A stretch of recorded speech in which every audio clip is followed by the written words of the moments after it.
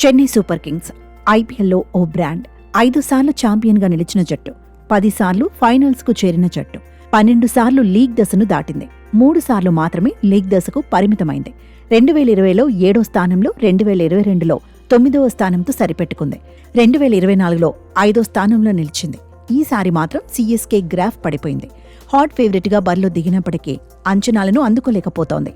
పాయింట్ల పట్టికలో అట్టడుగుకు పడిపోయింది.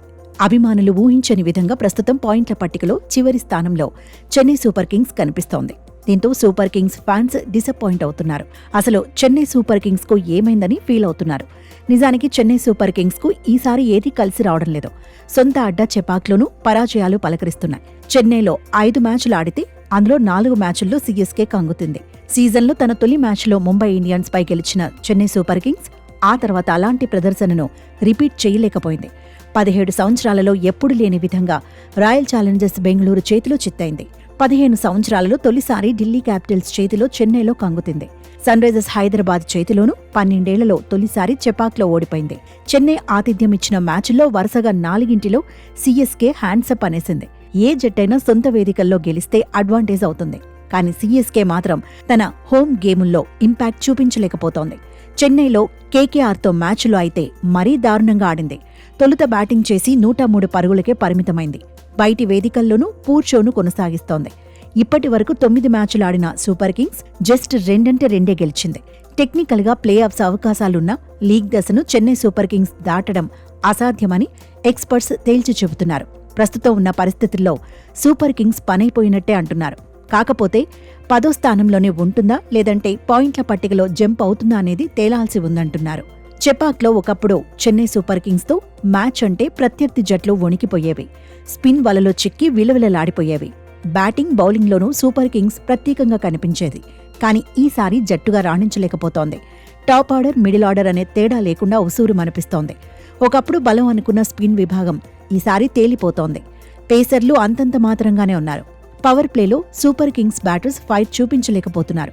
మిడిల్ ఆర్డర్ కూడా డల్గానే ఉంది. లోయర్ ఆర్డర్లో ఫినిషింగ్ టచెస్ లేనేలేవు. చెపాక్ పిచ్ కూడా ఒకప్పటిలా పూర్తిగా స్పిన్నర్లకు సహకరించడం లేదు. పేసర్లకు బూస్ట్ ఇస్తోంది. దీంతో చెన్నై సూపర్ కింగ్స్ ప్రణాళికలు కూడా వర్కౌట్ కావడం లేదు. వేలం తర్వాత చెన్నై సూపర్ కింగ్స్ రూపురేఖలు మారిపోయాయి.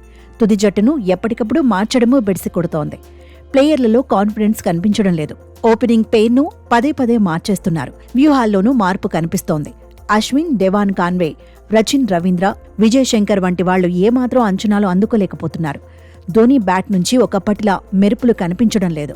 ఫామ్లో ఉన్న కెప్టెన్ రుతురాజ్ గైక్వాడ్ గాయంతో దూరమవడము చెన్నై సూపర్ కింగ్స్ కు మైనస్ అయింది. మరోసారి ధోనీ మీదే కెప్టెన్సీ భారం పడింది. ఆరంభం నుంచే వరుస పరాజయాలతో ఉక్కిరిబిక్కిరి అవుతున్న సీఎస్కేను ఇప్పుడు మహీ కూడా కాపాడలేని పరిస్థితి. ఓవరాల్గా చూస్తే బయటి వేదికల్లోనే కాదు, సూపర్ కింగ్స్ చెపాకు కోట కూడా బీటలు వారడం హాట్ టాపిక్ అవుతోంది. ఇంట్లో విజయాల్లేక బయట విజయాల్లేక సూపర్ కింగ్స్ సతమతమయ్యే పరిస్థితి వచ్చింది. అయితే ప్రస్తుతం సూపర్ కింగ్స్ కెప్టెన్ ధోనీ మాత్రం కుర్రాళ్లతోనే మెరుగైన ఫలితాలు వచ్చేందుకు ప్రయత్నిస్తున్నాడు. కెప్టెన్గా, సీనియర్గా తన రోల్కు న్యాయం చేయడంపై ఫోకస్ చేశాడు. వచ్చే సీజన్ కోసం సరైన జట్టును బిల్డ్ చేసుకోవడమే లక్ష్యంగా కనిపిస్తున్నాడు. తర్వాతి మ్యాచ్ల్లో బలహీనతల నుంచి బయటపడి చెన్నై సూపర్ కింగ్స్ను గెలుపు బాట పట్టించాలనుకుంటున్నాడు. కానీ మహీ గైడెన్స్లో కుర్రాళ్లు మ్యాజిక్ చేస్తారా? తర్వాతి మ్యాచుల్లో అయినా టాప్ క్లాస్ ఆట తీరును చూపిస్తారా అనేది టాకింగ్ పాయింట్గా మారింది.